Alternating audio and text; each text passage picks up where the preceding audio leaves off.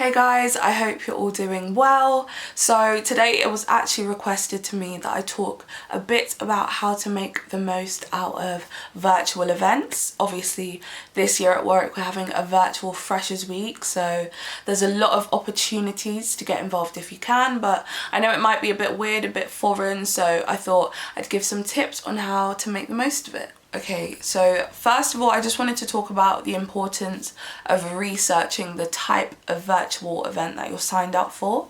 So obviously with open days and welcome week going on, there's like a lot of events going on, so it would be really bad if you signed up to something and it was something that you didn't expect. So for example, if you wanted a more informative, formal virtual event, like say for example you're still in secondary school and you want to find out a bit more about Warwick or a bit more about courses, I'd recommend going to the official Warwick University website, because that will have a lot of the info for the open days and stuff like that, like course specific stuff.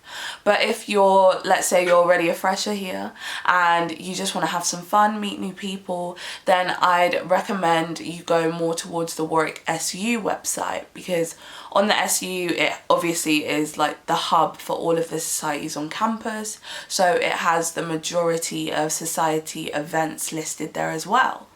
But even when we get into the society events, like there's so many different categories there as well. Like I've been on the website and I've seen so many different types. I've seen quizzes, I've seen scavenger hunts, I've seen meet the execs, you know, stuff like that. So when I say literally just try anything, I mean it's very rare that you would get put in this situation again ever in your life. So I would say whatever event kind of looks good, even if you're not sure, you might as well go. I mean, it's virtual, you don't have to stay, do you know what I mean? Like you can just leave. And there's also like a really big mixture of the price ranges for these events as well. So you'll have some free events, like I believe Pop is a free event, so you can watch a live stream of Pop, which is just like a club night that would usually be in the copper rooms at the uni, but you can do that via live stream for free.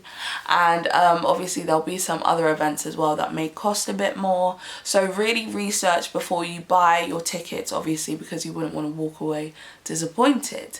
Now to talk a bit more about societies specifically, I know it's weird, like for me as someone that's on the exec of societies, it's annoying that we can't just meet all the new freshers and be like, hey, like this is what we're all about. But all of the execs that I'm on, we're working so hard to try and adapt the events that we would have had and still make them engaging virtually. For me, I'm specifically part of Raw Radio. We recently did our societies fair talk, and now we're going to be doing a meet the exec. So it's going to be like as intimate as possible, as intimate as you can make something over Zoom, you know.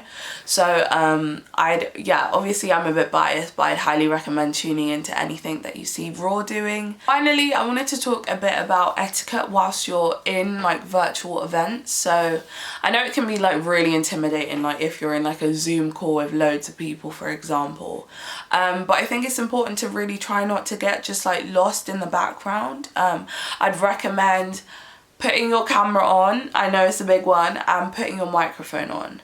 And it's honestly like you'll be surprised how just like little things like that will open you up a lot more, because I think once you kind of mute your mic or you turn your camera off, you've already like put up a wall and you're gonna get a limited amount out of that session.